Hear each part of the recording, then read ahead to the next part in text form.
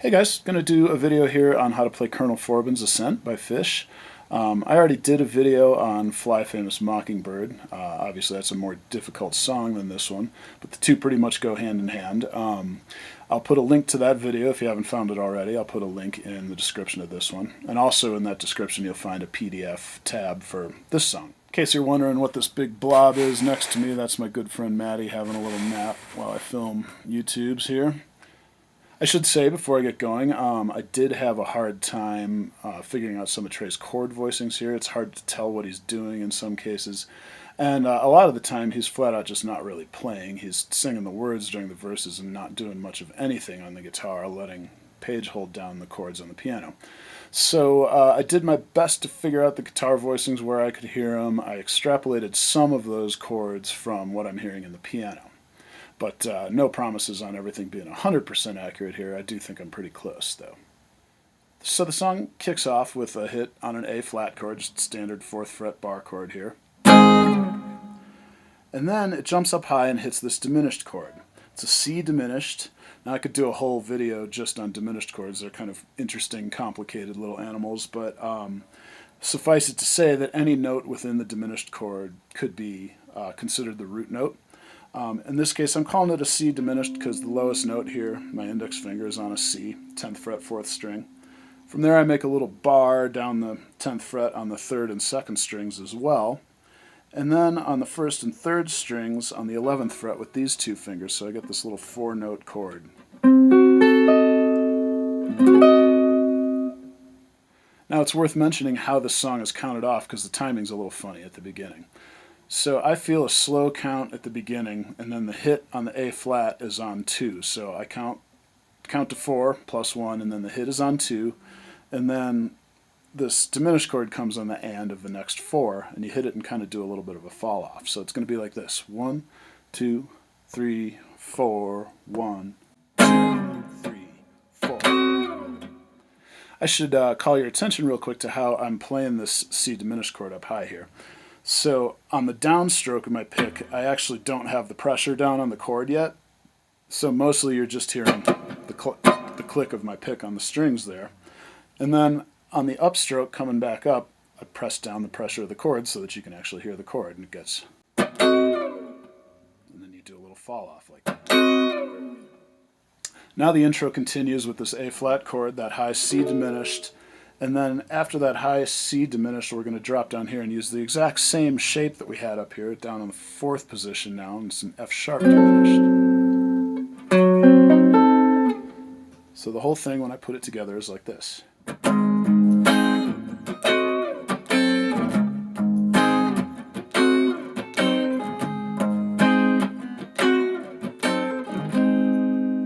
think that might happen 6 times at the beginning. So anyway, on that last one, let that A flat chord hang, and now we're in the verse. So here again, I had a hard time figuring out what Trey was doing for chord voicings. I was able to take a guess based on, there's some pretty good shots of him playing it on that Jump Truck video from Madison Square Garden in 2013. So I think what he's doing for C sharp minor, which is the first chord, he's got his ring finger on C sharp here, 9th fret, 6th string, and then way over here on the 6th fret he's got the index finger on the 4th string on that G sharp note. I'm actually muting the A string in between, and then pinky up here on an E on the 9th fret of the 3rd string. So it's a 3-note chord with the A string muted. And you don't hear those high strings either. It's an interesting voicing of a C sharp minor chord. I've never really played one like that before, but it makes sense. You've got the root and the 5th, and then the 3rd under your pinky. So it's a 3-note chord, but that's all you really need to get a C sharp minor chord. Nice thing about this chord voicing is that the next chord is an F sharp minor, and all you're going to need to do, or an F sharp minor 7 to be more specific, and all you're going to need to do is scoot your index finger forward to the 7th fret, move your bass note down to the F sharp here on the 9th fret. Then you have a 3-note chord. Next chord's a B7, and you could do a B7, just a standard bar chord without the pinky here, makes it a 7th chord. That'd be one way to do it.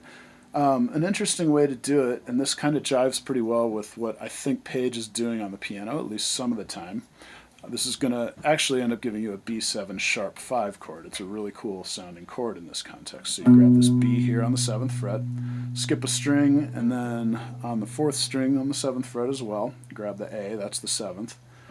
The 3rd of the chord is here on the 8th fret, 3rd string. And then if you add your pinky also on the 8th fret, that gives you a G, which gives you the sharp 5 of B7. Kind of a dissonant sounding chord, but it falls really nicely into the next chord, which is an E minor major 7. Now this is kind of an oddball chord. You don't really see these minor major 7 chords outside of jazz very often at all. But you actually would just keep these 2 upper notes the same, move your root note down to E, and that basically gives you a minor major 7 chord.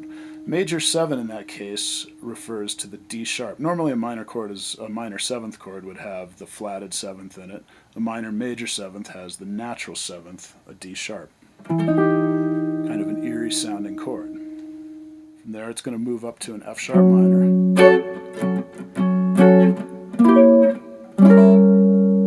And that was 2 more diminished chords there. This first one's going to be a B flat diminished chord. I have my middle finger here on the B flat on the 13th fret. Then my ring finger is on the 14th fret, 4th string now. My index finger is on the 12th fret, 3rd string. And then my pinky is also on the 14th fret of the 2nd string. So this is a B flat diminished chord. And then it's going to move down 3 frets, exact same shape, and now it's a G diminished with your middle finger here on the G on the 10th fret of the 5th string. Next chord is A minor, just a standard bar chord on the 5th fret.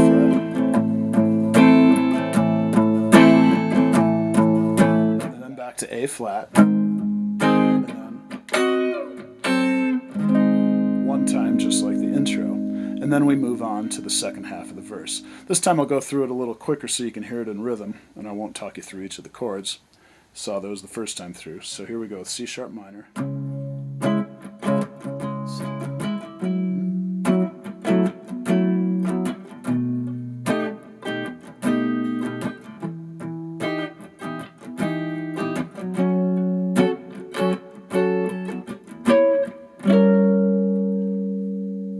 And now we're going to move on to the next section where it's like he climbs so slowly. And what's going on here, it's going back and forth from an F sharp minor chord, just a standard bar chord here on the 9th fret, to a G chord here on the 10th fret. And he does this galloping rhythm. I'll kind of show you how to do this because it comes back in several places in the song. It's this kind of a sound.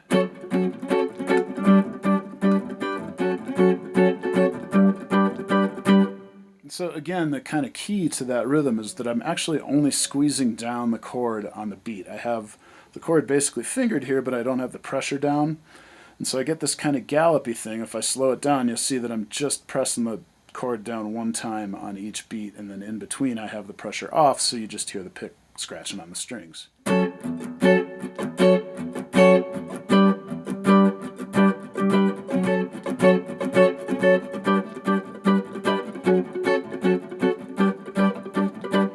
Try to stay as loose as possible in your picking hand when you do that in order to get it up to speed. The next section, it's going to be, the chords get a little tight up here, but I think he does really play pretty much the full bar chord. It's A on the 12th fret, F on the 13th fret, F sharp minor on the 14th fret, and then a D on the 14th fret also. That's basically a bar on the 14th fret in the shape of like a C chord here. I'm going to get to where you can see that. And of course you can find that in the tab too. And that galloping rhythm continues to this part too. And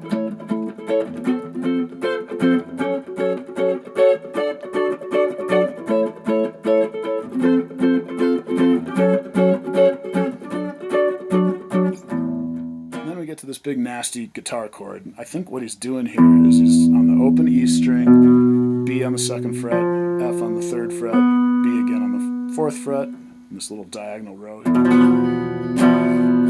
Even let the open strings ring here for some extra gnarliness in your chord. If you want to, you can also take that same shape and move it up here to the 8th fret.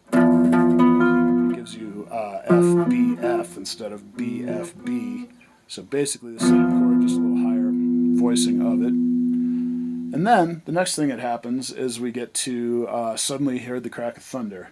So, Suddenly Heard the Crack of Thunder. Right there, it sort of seems to hint at an A chord, but I think all Trey is really doing is just hitting the low E string on this 5th fret bar chord, and then to a C sharp. D, G, A, C sharp. That same galloping rhythm. And then on a 4th time, it goes G, G sharp, A. Then we get to this next section with this cool little group of chord voicings that make use of the open E string. The chords, I guess, if you wanted to boil it down, are just A, C sharp minor, B minor, G. But he's not doing the full bar chord. He's actually just doing a voicing on these 3 strings, 2nd, 3rd, and 4th, and using the open E string. So A looks like this, and then you just move this note down 1 fret. Now you have C sharp minor. Take this shape, move down 2 frets, and it's B minor. I guess adding that E on top technically makes it like a B minor 11. And then back to this shape for a G. And again, I guess that open string technically makes this G a G6.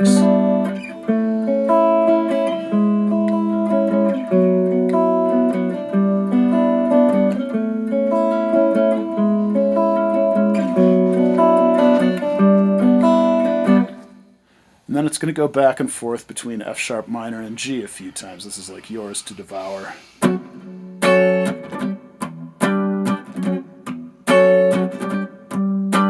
Goes back to this thing off of the A chord again.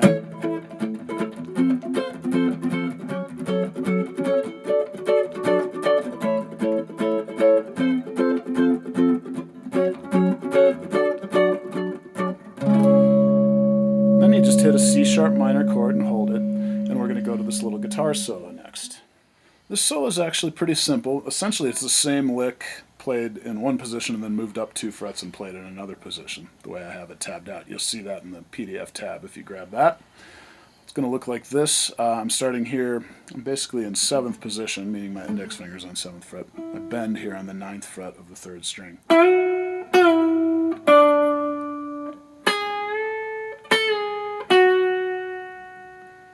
So that's a whole step bend here on the 3rd string, and then a half step bend here on the 2nd string. And now we're going to move up and basically do that exact same lick 2 frets higher. So now I'm in 9th position with a bend here starting on the 11th fret.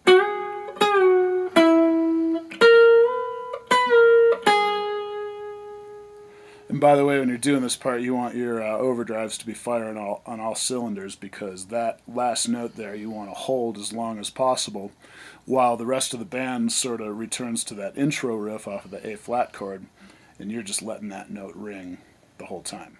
Now the good news here is we're basically done with all the different parts of Col Forbin's Ascent. We're going to run back and do the intro, and we're going to do another verse and run through all those parts. And then where we landed on that C sharp chord and held it right before the little guitar solo, that's the moment at which it's going to move over to Fly Famous Mockingbird. Okay, so I think I got all the parts there, and like I said, I will put a link to a PDF tab of this song in the description below this video. And when you're ready, start trying to tackle Fly Famous Mockingbird, because that one's going to take some work.